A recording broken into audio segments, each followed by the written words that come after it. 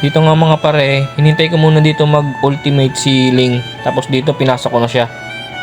Para sigurado mapitas natin siya. Tapos dito napitas din natin si Angela. Kaya dito dalawa silang namatay.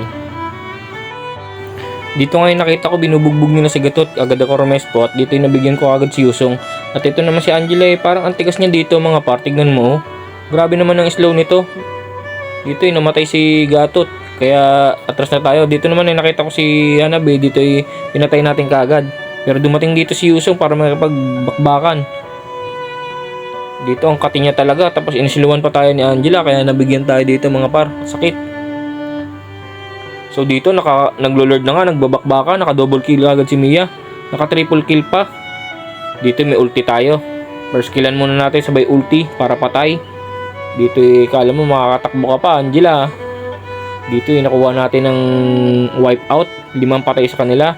Dito mga par, kagandahan dito, naka-wipeout tayo. Makakapag-farm tayo. Tapos makakapag-push po ng tower.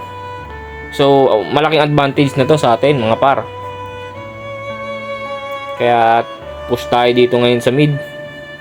Untiin natin to. Unang tower dito sa mid. Dahil sa early na ano tayo medyo na dihado tayo dito mga par Push na natin to second tower sa mid. Tagumpay nating na push mga par. So back muna tayo.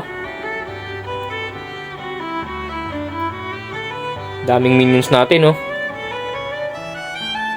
So dito mga par nagamit na sila ng sight. So pag may mata dyan, sa mga hindi pa nakakaalam, pag may mata dyan sa taas ng ulo nyo, nakikita kayo. Para aware lang sa mga hindi pa alam, laro lang ng laro ng ML.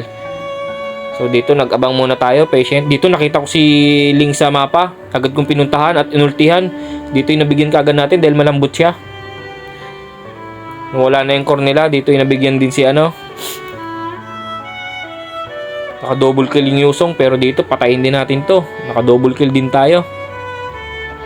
So yun, 4 ang patay sa kanila. Sa atin 2. Lamang pa rin tayo dahil isa lang ang magdedip sa kanila. Mukhang dihado sila. So sumig na lang yung kakampi natin. Agad natin puntahan mga par. Tignan natin kung mapipitas natin yung nag-iisang magdidip sa kanila.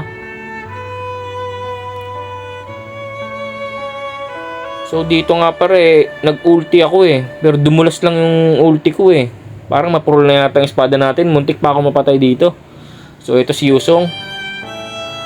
Tumangkin na naman.